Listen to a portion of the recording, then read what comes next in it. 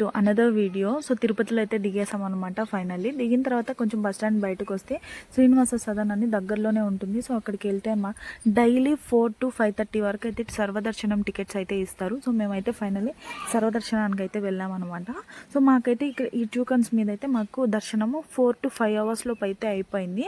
So that చాలా rush ఉండే అనమాట. మేము వెళ్ళిన రోజు అయితే దగ్గరగా 90,000 మెంబర్స్ అయితే దర్శనం అయితే చేసుకున్నారంట. సో అంతమందిలో కూడా మాకు 4 to 5 hours లోపు దర్శనం అయిందంటే మేము చాలా లక్కీ.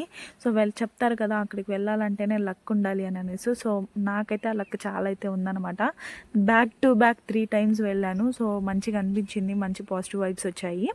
సో నెక్స్ట్ వచ్చేసి ఇక్కడ సర్వదర్శనానికి టోకన్స్ కోసం వెళ్తుంటే సో కన్ఫామ్గా అయితే మీ ఆధార్ కార్డ్ అయితే పట్టుకొని వెళ్ళండి. ఆధార్ కార్డ్ మీద అయితే మనకు టోకన్ అనేది ఇస్తారు.